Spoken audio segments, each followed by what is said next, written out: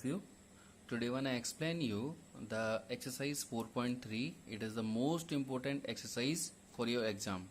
Okay, so first of all I want to explain you how to solve the question, how to solve a quadratic equation by the method of completing the square method. Okay student, now I'm explaining you the first questions, first part by the method of completing the square. Okay, तो देखिए कभी भी कोई भी question, कोई भी quadratic equation इस तरह से अगर आपको दे रखी है तो पहला हमारा मोटिव होता है कि एक्स स्क्वायर के साथ जो भी नंबर है उसको हटा दो। अगर नहीं है that is too much good, अगर है तो उस नंबर का पूरे में डिवाइड कर देंगे। तो यहाँ क्योंकि 2 है इसलिए हमने पूरे में 2 का डिवाइड किया। तो देखो 2 से 2 कट, 7/2, 3/2 और 0/2 0। इसके बाद क्या करते हैं, पहले दो नंबरों को सेम लिख देते हैं, नो चेंज। और x के साथ जो भी नंबर है, ये तरीका ध्यान रखना, x के साथ जो भी नंबर है, जैसे यहाँ 7/2 है, साइन डजंट मैटर, उसमें 1/2 का मल्टीप्लाइड कर देते हैं। तो ये कितना आ गया हमारा नंबर, 7 जा 7 और 2 जा 4, ये नंबर हुआ हमारा यहाँ पर। ओके, तो क्या करेंगे, यहाँ जो भी नंबर आता है उसका हम एक बार LHS में स्क्वायर ऐड कर देते हैं, एक बार RHS में स्क्वायर ऐड कर देते हैं। ये ही ट्रिक है, ध्यान रखना ये चीज़, ठीक है। अब देखिए क्या हुआ, ये 3 नंबर मिलके हमारे बना देंगे फॉर्मूला, और बाकी जो एक्स्ट्रा नंबर इसके साथ हो उसको भगा दो यहाँ से। तो इसको हमने क्या किया, ट्रांसफर कर दिया। तो देखो a square plus B square और माइनस में 2ab, ये हमेशा फॉर्मूला बनेगा। तो a square plus B square minus 2ab, और ये हमारी आइडेंटिटी होती है a माइनस बी की। ये आइडेंटिटी होती है ना, a square minus 2ab plus B square. तो क्या करेंगे, इस पूरे की जगह ये लिख सकते हैं। तो यहाँ दिख रहा होगा a की जगह आ रहा है x और b की जगह पे आ रहा है 7/4। तो a माइनस बी का स्क्वायर, ये इधर आके हो गया माइनस का, और इसका स्क्वायर 49, इसका स्क्वायर 16। अब ये तो आपको पता है 16 और 2 का एलसीएम 16 आया। 16 का एक बार दिया, एक का ऊपर करेंगे वही नंबर, 2 का 16 में दिया 8 टाइम, 8 3 जा 24, और माइनस किया तो ये नंबर आ गया। ओके, अब इसको कंप्लीटली स्क्वायर मेथड क्यों कहते हैं, ऐसे, क्योंकि इसे हमेशा आपको या तो a माइनस बी का होल स्क्वायर बनाना है या a प्लस बी का होल स्क्वायर बनाना है। ओके स्टूडेंट, अब देखिए क्या करते हैं। अब इसकी बात तो तुम्हें सिंपल जैसे कैलकुलेशन है वैसे ही करनी है। जैसे स्क्वायर हटाया तो स्क्वायर रूट लग जाएगा। अब स्क्वायर रूट लगेगा तो प्लस माइनस दोनों साइन लगते हैं। अगर स्क्वायर रूट निकल सकता है तो निकालो, जैसे 25 का 5 होता है और 16 का 4 होता है। अब इसको इधर लेके आएंगे तो साइन बदल जाएगा, देखो साइन बदल गया। इन दोनों का एलसीएम कितना आया, 4, यानी हमारा x का आंसर आया कितना, प्लस माइनस 5 प्लस 7/4। अब क्योंकि यहाँ पे प्लस माइनस है तो आप एक बार प्लस भी ले सकते हो, एक बार माइनस भी ले सकते हो। मान लो टेकिंग प्लस लिया तो प्लस लेंगे तो क्या हो जाएगा, 7 + 5 12, और 12/4 कितना आ गया हमारा x का आंसर 3। एक बार आप क्या कर सकते हो, minus. Now I will take minus sign. अब जैसे ही हम माइनस साइन लेंगे तो -5 + 7, तो 7 में से 5 जाएंगे 2 बचेंगे, और 2 में 4 का भाग देंगे तो क्या अंतर आंसर आ जाएगा, 1/2। ओके स्टूडेंट, इस तरह से हम इसे सॉल्व कर सकते हैं। अब क्योंकि क्वेश्चन नंबर 2 में ये लिखा है find the root of the quadratic equation given question number 1, यानी पहले के ही सारे पार्ट सॉल्व करने हैं किस मेथड से, क्वाड्रेटिक फॉर्मूले वाले मेथड से। ओके, तो देखते हैं कैसे सॉल्व करते हैं। अब देखिए मेथड तो एग्जाम में ऐसा कुछ पर्टिकुलर नहीं पूछा जाता है कि इसे इसी मेथड सॉल्व करो, या क्वाड्रिक से करो, या कंप्लीटिंग द स्क्वायर मेथड से करो, या स्प्लिटिंग से करो। लेकिन क्योंकि इसमें कहा गया है तो इसको इसी मेथड से करना है। तो it is also too much easy method. इसमें आपको ज़्यादा दिमाग नहीं लगाना, सिंपल फॉर्मूला लगाना, you will get your answer. तो देखिए क्या मेथड है। जैसे मान लो मैंने सेकंड का फर्स्ट पार्ट, मैंने फर्स्ट का फर्स्ट पार्ट ही सॉल्व किया, उसे सेकंड नाम दे दिया क्योंकि मैं इसे क्वाड्रिक से सॉल्व कर रहा हूँ। तो सबसे पहले कोई भी आपको इक्वेशन दी जाती है तो उसे हम सॉल्व करते हैं बाई, कंपेयर करते हैं जनरल फॉर्म से, ठीक है। ये होती है इसकी जनरल फॉर्म। तो एक्स स्क्वायर के साथ a है, यहाँ क्या है 2 है, यहाँ x के साथ b है, और यहाँ x के साथ क्या है -7, यहाँ c अकेला, यहाँ 3 अकेला। तो हमें a b और c की वैल्यू पता लग गई। तो सबसे पहले हम इसका नेचर ऑफ रूट निकालते हैं कि हमें एक्चुअली क्वेश्चन सॉल्व करना है कि नहीं करना। तो नेचर ऑफ रूट क्या होता है, हम पहले निकालेंगे b² - 4ac। तो b² - 4ac, तो b की जगह b की वैल्यू रख दी, 4 की जगह आ गया, a आ गया, और c की वैल्यू। तो ये 49 और 4 दूनी 8 दिया 24, माइनस करेंगे तो 25, यानी कि आंसर हमारा आ रहा है पॉजिटिव। ओके स्टूडेंट, ओके, तो बुक में आपको नेक्स्ट पेज पर एक कंडीशन दे रखी है, अगर b² - 4ac की वैल्यू ग्रेटर देन जीरो आए यानी पॉजिटिव आए तो उसके रूट जो निकलेंगे वो अलग अलग निकलेंगे और रियल होते हैं, ठीक है, यानी उनको हमें सॉल्व करना है। अगर बी स्क्वायर माइनस फोर ऐसी वैल्यू जीरो के बराबर निकले तो इसके दोनों रूट जो निकलेंगे वो इक्वल निकलेंगे, इसे भी हमें सॉल्व करना है।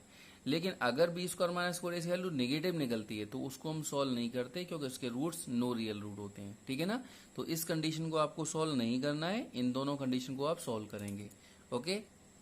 अब क्योंकि इसके रूट्स 25 निकले हैं, पॉजिटिव निकले हैं, तो लिखेंगे रूट्स आर डिस्टिंक्ट हैं और रियल है।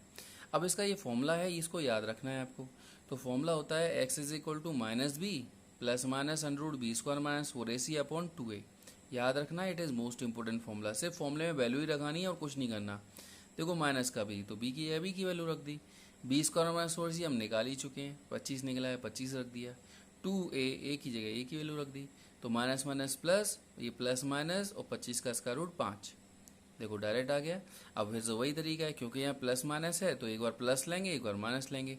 मान लो एक बार हमने प्लस लिया, तो प्लस लिया तो देखो 7 प्लस 5 यानी कि 12, 12 में 4 का भाग देंगे 3 हो गया। एक बार हम इसमें माइनस साइन ले सकते हैं, तो लिखेंगे हम टेकिंग माइनस साइन। तो क्या हो जाएगा, X is equal to 7 minus 5 upon 4 यानी कि 2 अपॉन 4, यानी कि वैल्यू निकलेगी हमारी it's a 1 upon 2, okay. Now I am going to explain you the question number third first part. अब देखिए ये क्वेश्चन क्या है कि क्वाड्रेटिक फॉर्म में नहीं है और पूछा गया फाइंड द रूट। तो ऐसे क्वेश्चन कैसे सॉल्व करने हैं, okay then this question is also much easy. भाई जो क्वेश्चन हमारा क्वाड्रेटिक फॉर्म में नहीं है तो उसे कन्वर्ट कर दो। भाई यहाँ क्या कर सकते हैं, नीचे 1 मान सकते हैं, इसका एलसीएम ले सकते हैं, एक्स आया, 1 का दिया एक्स में, एक्स का ऊपर करेंगे एक्स स्क्वायर, एक्स का दिया 1 में, 1 का ऊपर करेंगे 1 इक्वल में 3, नीचे 1 मान लिया, क्रॉस इनटू किया। तो जैसे इसका हम क्रॉस इनटू करेंगे, 1 का इधर किया ये नंबर रहा, 3 का एक्स में करेंगे 3x, 3x को भी इधर लेके आओ तो ये हमारी क्या बन गई, क्वाड्रेटिक इक्वेशन। क्यों बन गई, क्योंकि यहाँ सबसे बड़ी पावर कितनी आ रही है, 2 आ रही है, तो इसे कहेंगे क्वाड्रेटिक इक्वेशन। अब देखिए क्वाड्रेटिक इक्वेशन के लिए अब यहाँ नहीं कहा गया कि किसी मेथड से सॉल्व करो, तो यू आर टोटल फ्री। आपका सबसे आसान वाला मेथड होता है क्वाड्रेटिक फॉर्मूला। क्या करते हैं, जनरल इक्वेशन से कंपेयर कर रहे हैं, एक्स स्क्वायर के साथ क्या है ए और यहाँ क्या है कुछ नहीं, तो ए इज इक्वल टू 1 हो गया। एक्स के साथ बी है और यहाँ एक्स के साथ क्या है माइनस का 3, तो बी माइनस 3 हो गया। सी अकेला माइनस 1 अकेला, तो सी माइनस 1 हो गया। अब निकालेंगे हम बी स्क्वायर माइनस 4ac, ताकि हमें ये पता लगे हमें सॉल्व करना भी नहीं करना, ठीक है। तो वैल्यू पुटअप की and you will get answer 13। क्योंकि आंसर पॉजिटिव आया तो मैंने कहा था रूट्स कैसे होंगे, रियल और डिस्टिंक्ट, यानी कि अलग अलग निकलेंगे। तो सिंपल क्वाड्रेटिक फॉर्मूला लगा देंगे। क्वाड्रेटिक फॉर्मूला क्या होता है, x is equal to minus B plus minus root B square minus 4ac upon 2a। सबकी वैल्यू लगा दीजिए, देखिए सारी वैल्यू लगा दी, माइनस माइनस प्लस हो गया, तो हमारा आंसर आ गया X is equal to 3 plus minus under root 13 upon 2। अब इतना भी छोड़ सकते हो, या फिर क्योंकि प्लस माइनस है तो एक बार हमने क्या किया प्लस लिया तो एक्स इक्वल टू ये आ गया, एक बार हमने माइनस लिया तो एक्स इक्वल टू ये आ गया। तो इस तरह से हम इनकी वैल्यूज को फाइंड आउट कर सकते हैं, okay. Okay student, move on to the next question number 4। अब फोर्थ क्वेश्चन क्या है, the sum of the reciprocal of Rahman age. Rahman की एज, रेसिप्रोकल एज का सम कब, 3 साल बाद पहले और 5 साल बाद कितना है, 1/3 है। तो आपको बताना है इनकी प्रेजेंट एज क्या है। तो कभी भी अगर ऐसे अननोन चीजें कुछ भी चीज पूछी जाती हैं तो अननोन चीज को हम क्या करते हैं, एक्स मान लेते हैं। तो मान लिया रहमान की अभी एज कितनी है, एक्स है, तो 3 साल पहले कितनी रही होगी, तो 3 साल कम कर दो। 5 साल बाद में कितनी हो जाएगी, तो 5 साल बढ़ा दो। अब ये कह रखा है इसका और इसका रेसिप्रोकल। रेसिप्रोकल होता है उल्टा, जैसे कोई नंबर 2 है तो 2 का रेसिप्रोकल 1/2 हो जाएगा, 3 है तो 1/3 हो जाएगा। तो ऐसे ही इसका रेसिप्रोकल क्या हो जाएगा, उल्टा कर दो, नीचे 1 माना तो उल्टा किया तो 1/x-3। इसका रेसिप्रोकल ये हो जाएगा, दोनों का सम इसके बराबर दे रखा है। अब ऐसे क्वेश्चन को कैसे सॉल्व करते हैं, एलसीएम ले लो। तो देखो एलसीएम सेम नंबर रहा, इसका डिवाइड किया ये कट, इसका ऊपर इंटू करेंगे ये आ गया, इसका डिवाइड किया ये कट, इसका ऊपर इंटू करेंगे ये आ गया। एक और एक 2x, 5 में से 3 गया तो 2 बचा, इक्वल में वही नंबर लिखा है। इसका भी अंदर इंटू कर दो, एक्स स्क्वायर 5x 3x और 3 5 15, ठीक है। अब क्या कर सकते हैं, अब देखिए यहाँ सिंप्लीफाई किया हमने इसे, ये 5 में से 3 गए तो 2x बचेंगे। अब इसका क्रॉस इंटू कर दिया, 3 का ऊपर इंटू, इसका 1 में इंटू, 1 का इंटू करेगा तो ये नंबर रहेगा, और 3 का यहाँ हुआ 3 दूनी 6 और 3 दूनी 6। अब इन सब नंबर को इधर लेके आओ तो जैसे ही इधर लेके आएंगे तो क्या हो जाएगा, साइन चेंज हो जाएगा। तो ये 6x इधर आके माइनस का हो गया, ये 6 इधर आके माइनस का हो गया। तो कितना बचा, 2 में से 6 गए 4 बचे, और 15 और 6 कितने होते हैं 21। अब यहाँ आप कोई भी मेथड लगा सकते हो। चलो मैंने यहाँ पर बहुत बार लगा दिया क्वाड्रेटिक इक्वेशन वाला, अब लगाता हूँ मैं स्प्लिटिंग वाला। यू आर टोटल फ्री, आप कोई मेथड लगाएंगे आपका आंसर हमेशा राइट आएगा। तो देखिए मैंने क्या किया, मैंने यहाँ पर आपको splitting the middle term method ही बताया था। क्या करते हैं, लास्ट में जो नंबर होता है, जैसे यहाँ 21 है तो 21 के हम करेंगे फैक्टर। भाई 3 से दिया 7 बार, 7 से दिया 1 बार, तो 2 नंबर हमारे पास आ गए 3 × 7। अब इन 2 नंबरों से ऐसे हम इसे या तो प्लस करें या माइनस करें, हमें क्या चाहिए 4। तो 7 में से 3 जाएगा तो क्या बचेगा, 4 बचेगा। तो देखो इसको ऐसे नोट कर दिया, x भी ऐसे नोट कर दिया, 21 भी ऐसे नोट कर दिया, बस 4 की जगह लिख देंगे 7 - 3। अब इसका अंदर इंटू करेंगे तो -7x माइनस माइनस प्लस के 3x। अब इसको कहते हैं splitting the middle term method. Splitting माने तोड़ देना, बीच वाले नंबर को तोड़ के 2 हिस्से कर देना। अब क्यों करते हैं, ताकि इनमें कॉमन निकाल सकें। देखो अब इसमें से कॉमन निकालो, इसमें से कॉमन निकालो, तो ये आंसर आ जाएगा। तो इसमें क्या कॉमन है x, तो x - 7। इसमें क्या कॉमन है 3, भाई जहाँ जो x है वही हमें यहाँ चाहिए, तो x के साथ जो भी नंबर ऐसे कॉमन निकालो। तो 3 कॉमन निकाला तो 3 1 जा और 3 7 जा। अब देखो x - 7 यहाँ भी और यहाँ भी, यानी कि हमारा क्वेश्चन जो है सही जा रहा है। इसे कॉमन निकालेंगे तो क्या बचेगा, यहाँ x और यहाँ प्लस का 3, ये बचा हमारा। अब जीरोज निकालें तो इसको क्या करेंगे, 0 के बराबर। इसे 0 के बराबर किया तो x बराबर 7 आ गया। इसे 0 के बराबर करेंगे तो x बराबर -3 आ गया। अब क्योंकि उम्र जो है माइनस में नहीं हो सकती, इसलिए दिस इज नॉट पॉसिबल। तो ये क्या हो गई, रहमान की एज। तो डायरेक्ट लिख सकते हैं आप कि रहमान से एज जो है कितनी हो जाएगी, 7 ईयर्स। ओके, इस तरह से इसे हम सॉल्व कर सकते हैं।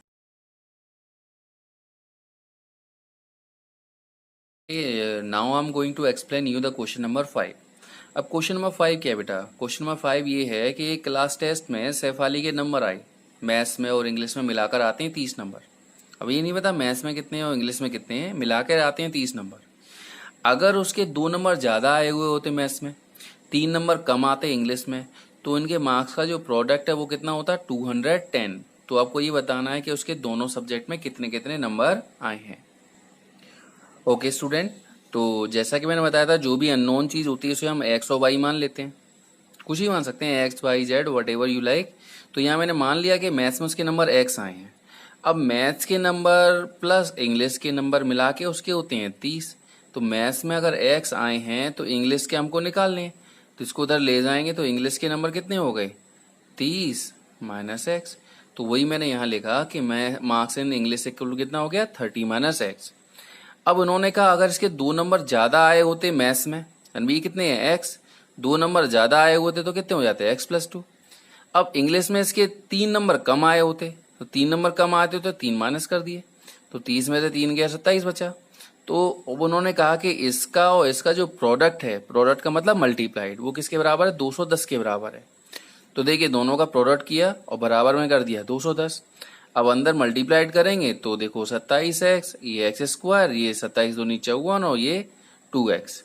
अब क्या कर सकते हैं, माइनस साइन को पहले हमने x² लिखा, 27 में से 2 गए तो 25x बचे, ये प्लस के 54 है, इसको उधर लेके आएंगे माइनस का हो जाएगा, साइन बदल जाता है ना। तो 210 में से 54 गए तो 156 बचे। अब x² का भी नेगेटिव रखते नहीं है, तो पूरे में माइनस का मल्टीप्लाइड कर दिया, तो इससे क्या होगा, सबके साइन बदल जाएंगे। देखो प्लस हो गया, ये माइनस हो गया, ये प्लस हो गया। ओके, नाउ इसे भाई आप किसी भी मेथड सॉल्व कर सकते हैं। चलो मैंने सॉल्व किया ऐसे स्प्लिटिंग द मिडिल टर्म से, तो 156 के हमने फैक्टर किए, देखो ये फैक्टर हो गए। अब फैक्टर आए 2, 2, 3 और 13। अब हमें क्या चाहिए 25, तो इन नंबर का हमें ऐसे यूज करना है कि क्या आ जाए 25। तो एक नंबर तो आपको दे रखा है 13 और 3 दूनी 6 दूनी 12, एक हो गया 12। तो 12 और 13 को जोड़ दें तो कितना आ जाएगा 25। तो देखो इसको ऐसे ही लिखा, इसको ऐसे लिखा, इसको भी ऐसे लिखा, बस 25 की ये लिख दिया, 12 + 13। ठीक है, आप क्या कर सकते हैं, इस टू मच इजी। अब तो कुछ रहा ही नहीं क्वेश्चन में, बहुत आसान हो गया। तो 9th क्लास वाला बन गया। इसका अंदर इंटू किया, इसका इसमें इंटू किया। अब देखो इन दोनों में क्या कॉमन है, x, तो x - 12। अब क्योंकि ये x यहाँ पर है तो यहाँ भी हमें x चाहिए, तो x के साथ वाला नंबर कॉमन निकालेंगे, तो माइनस का 13 कॉमन निकाला तो यहाँ क्या बचा x माइनस 12।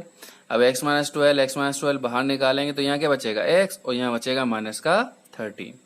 तो ये तो हो गया हमारा फैक्टर।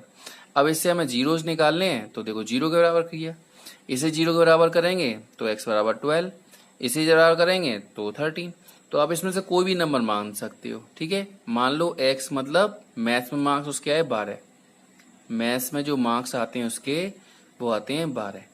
तो इंग्लिश में नंबर कितने हो जाएंगे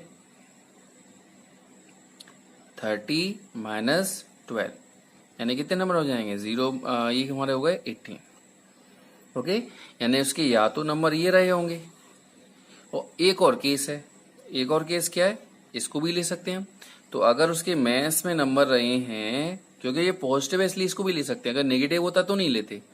तो मैथ्स में नंबर रहे हैं उसके मान लो 13, तो इंग्लिश में कितने नंबर रहे होंगे, इंग्लिश में नंबर रहे होंगे 30 माइनस 13 यानी कि 17। तो ये दो ऑप्शन हमारे पास हैं, या तो उसके ये नंबर आए हैं या उसके ये नंबर आए हैं। Okay okay, move on to the next question number 6। अगला 6 क्वेश्चन क्या है, 6 क्वेश्चन है diagonal of a rectangle field है 60 metre more than the shorter side. भाई रेक्टेंगल है तो दो साइड होंगे, एक लेंथ एक ब्रेथ। मान लो ब्रेथ जो है छोटी साइड है तो उसका जो डायगोनल है वो 60 मीटर ज्यादा है इसकी शॉर्टर साइड से, और जो लंबी वाली साइड है वो 30 मीटर ज्यादा है शॉर्टर साइड से। तो आपको बताना है कि साइड क्या होंगी उस फील्ड की, मतलब लंबाई और चौड़ाई बतानी है क्या होंगी। तो आपको पता है भाई रेक्टेंगल हमारा इस तरह से होता है, ठीक है। अब आप इसमें देख रहे हैं कि रेक्टेंगल में आमने सामने की साइड क्या होती है, बराबर होती हैं। तो ये भी लेंथ है तो ये भी लेंथ कहलाएगी, ये ब्रेथ है ये भी ब्रेथ कहलाएगी। तो दो साइड होती हैं इसमें, एक लेंथ और ब्रेथ। तो मान लो ये छोटी वाली साइड जो है ब्रेथ है, तो शॉर्टर साइड मैंने मान ली x है, तो डायगोनल कह रखा है कि इससे 60 ज्यादा है और लंबी वाली साइड इससे 30 ज्यादा है। अब इसमें डायगोनल ये होता है, अब आपको पता है कि ये रेक्टेंगल हमेशा 90 डिग्री एंगल बनाते हैं, तो ये एक पाइथागोरस थ्योरम भी बन सकती है यहाँ पर हमारी। तो पाइथागोरस थ्योरम का मतलब इसका स्क्वायर इन दोनों के स्क्वायर के सम के बराबर होगा। तो वही मैंने कहा अकॉर्डिंग टू क्वेश्चन डायगोनल का स्क्वायर यानी इसका स्क्वायर इन दोनों के स्क्वायर के सम के बराबर है। अब वैल्यू पुट अप करो तो डायगोनल की जगह डायगोनल की वैल्यू रख दी, लेंथ की जगह लेंथ और ब्रेथ की जगह ब्रेथ। a प्लस बी के होल स्क्वायर का फॉर्मूला लगाएंगे, हमारे a प्लस बी का होल स्क्वायर फॉर्मूला होता है a square plus 2ab plus B square.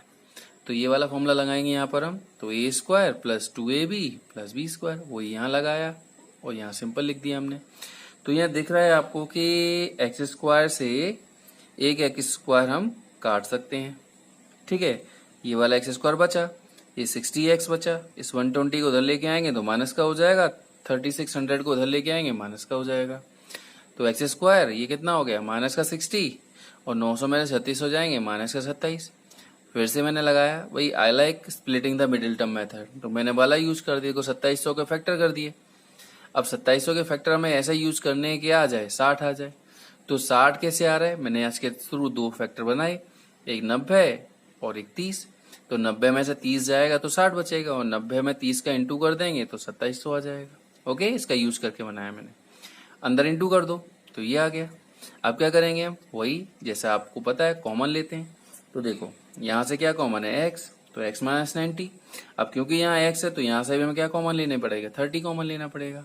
30 common लिया तो डिवाइड कर दो 30 का, तो ये x माइनस 90 आ जाएगा। तो अब क्या करेंगे, x माइनस 90 दोनों तरफ साइड दोनों तरफ है, इसका मतलब सही जा रहे हैं हम। इसको कॉमन लिया तो यहाँ बचेगा x प्लस 30। अब जीरोस के लिए क्या करते हैं, इसको जीरो के बराबर करेंगे, इसको बराबर करेंगे तो आंसर 90 आ गया, इसको करेंगे तो आंसर नेगेटिव आएगा, और नेगेटिव साइड होती नहीं है तो इसलिए ये वाली वैल्यू हमारी नॉट पॉसिबल में आएगी। तो इसका मतलब x हमारा निकल आया 90, तो इसका मतलब x क्या था शॉर्टर साइड, तो शॉर्टर साइड निकल के आई 90 मीटर। ओके, अब लॉन्गर साइड इससे कितनी बड़ी थी, 30 बड़ी थी, तो इसमें हम ऐड कर देंगे 30, तो कितनी हो जाएगी 120 मीटर। ओके भाई, ये हम इसलिए नहीं लेंगे कि अगर हम यहाँ पर लेते x plus 30 is equal to 0 तो x इज इक्वल टू आया था माइनस का 30, ये पॉसिबल नहीं है। ओके स्टूडेंट, इस तरह से हमें इसे सॉल्व करना है। Okay okay, move on to the next question number 7। अब 7 क्वेश्चन क्या है, the difference of the square of two number is 180। दो नंबर के स्क्वायर का डिफरेंस जो है 180 है। The square of the smaller number is 8 times the larger number. जो छोटा नंबर है उसका स्क्वायर जो है वो 8 गुना बड़े वाले नंबर के बराबर है। तो बताना है दोनों नंबर क्या होंगे। तो देखिए मान लिया हमने कि यहाँ पर लार्जर नंबर जो है वो x है। अब क्या कह रखा था, स्मॉलर नंबर का जो स्क्वायर है वो 8 गुना है इसका, यानी कि वो 8x के बराबर है। अब क्वेश्चन में क्या कह रखा है कि लार्जर नंबर का स्क्वायर माइनस स्मॉलर नंबर का स्क्वायर बराबर कितना है 180। भाई स्क्वायर ऑफ टू नंबर दे रखा है ना डिफरेंस, वही हमने किया। अब लार्जर नंबर का स्क्वायर, लार्जर नंबर x माना है तो इसका स्क्वायर x स्क्वायर हो गया, माइनस स्मॉलर नंबर का स्क्वायर, ये मैंने क्या माना 8x, तो 8x हो गया, और 180 को उधर लेके आएंगे तो माइनस का 180। फिर से वही स्प्लिटिंग द मिडिल टर्म, 180 के ऐसे फैक्टर को याद आ जाए। वैसा तो सिंपल पता लगा, फैक्टर भी करके दिखा दिए। दो फैक्टर बने इसके 18 और 10। 18 में से 10 जाएंगे तो क्या आएगा 8 आ जाएगा, और 18 का 10 में मल्टीप्लाई करेंगे तो 180 आ जाएगा। अब बस देखिए अंदर इंटू कर दिया, ये नंबर आ गया। इसमें क्या कॉमन है x, इसमें क्या कॉमन है 10। अब देखो ये नंबर सेम आया, इसका मतलब हमारा क्वेश्चन सही जा रहा है। कॉमन लेंगे इसे तो यहाँ बचेगा x, यहाँ बचेगा 10। ये हो गए फैक्टर। अब इसे 0 के इक्वल किया तो x माइनस 18 इक्वल टू 0, तो x इक्वल टू 18। इसे करेंगे तो नेगेटिव आएगा, और नेगेटिव लेते नहीं है इसलिए इसको हम नहीं लेंगे। तो लार्ज x हमारा निकल आया, x क्या था हमारा लार्जर नंबर। अब स्मॉलर नंबर का स्क्वायर आपको 8x ही रखा है। भाई स्मॉलर नंबर का स्क्वायर आपको दे रखा है 8x की जगह वैल्यू लगा दी हमने 18। ठीक है, स्क्वायर हटाते हैं स्क्वायर रूट लग जाता है। तो स्मॉलर नंबर हमारा जो है वो क्या हो जाएगा स्क्वायर रूट ऑफ 8 इंटू 18। ठीक है, तो 8 8 जा 64, कैरी 6, 8 1 जा 8, 8 और 6 14, और इसका स्क्वायर रूट तो जानते हैं आप 12 होता है। तो ये हमारी हो गया स्मॉलर नंबर। ओके स्टूडेंट, इस तरह से हमें इसे सॉल्व करना है।